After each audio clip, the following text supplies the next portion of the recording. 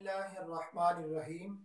سنن نسائی کی بڑی ہی اہم روایت جو حضرت عبداللہ ابن عباس رضی اللہ تعالی عنہما سے مروی ہے، وہ آپ کی خدمت میں عرض کرنا چاہتا ہوں۔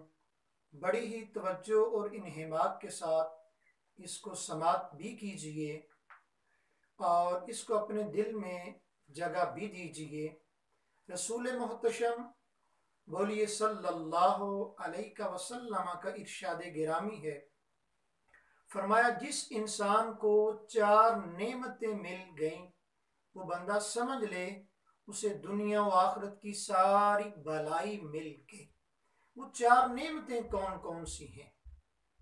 قلباً شاکرا، شکر کرنے والا دل، ولساناً ذاکرا، ذکر کرنے والی زبان، وبدناً علی البلاء صابرا، اور مصائب و مشکلات پہ صبر کرنے والا وجود جسم، وزوجتاً لا تبغی حوباً فی نفسها ومالا، اور ایسی بیوی، ایسی زوجہ، ایسی رفیقہ حیات جو اپنے نفس میں اور حامد کے مال میں گناہ کی خواہش نہ رکھتی ہو۔